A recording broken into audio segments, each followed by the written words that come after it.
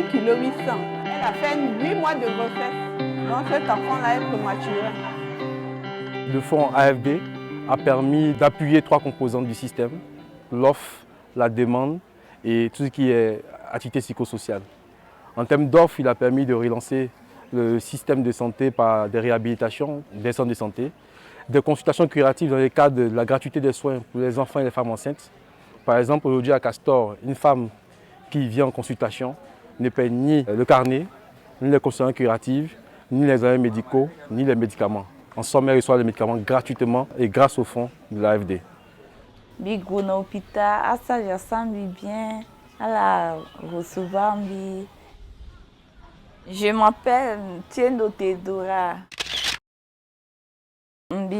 Après accouchement, accouché à 7 heures, je suis jusqu'à 8 heures là, il décider. Bilango na quartier Sarah, na terre de l'hôpital Castor. Après, je suis à l'hôpital bien, Sarah examen bien là, c'est doucement. Le système de santé avait beaucoup de peine dans son fonctionnement.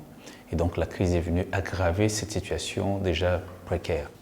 Ce projet a amené à un afflux vers nous, puisque ce n'est pas tous les centres de santé de Bangui qui appliquent cette politique de gratuité.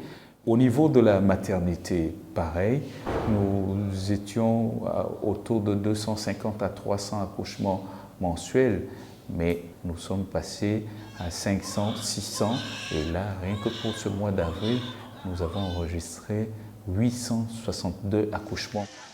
En termes de demande, il y a des activités communautaires qui sont menées avec des volontaires de la Croix-Rouge centrafricaine qui permettent de pouvoir sensibiliser les communautés à l'hygiène des mains, au minimum en termes de santé.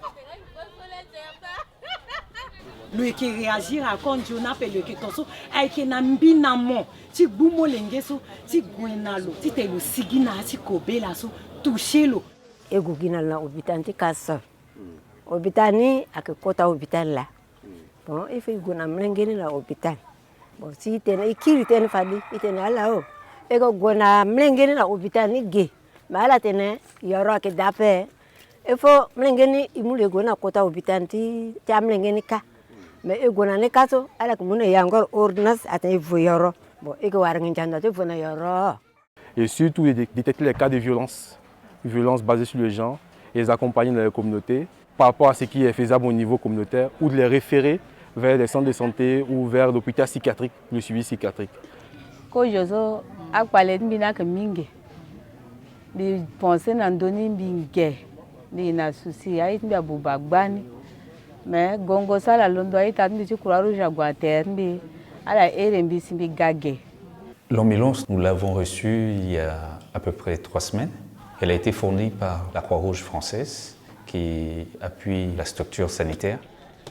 Le 3e arrondissement compte au total 29 quartiers. Donc l'ambulance sert aux besoins de ces 29 quartiers, fait à peu près 130 000 habitants.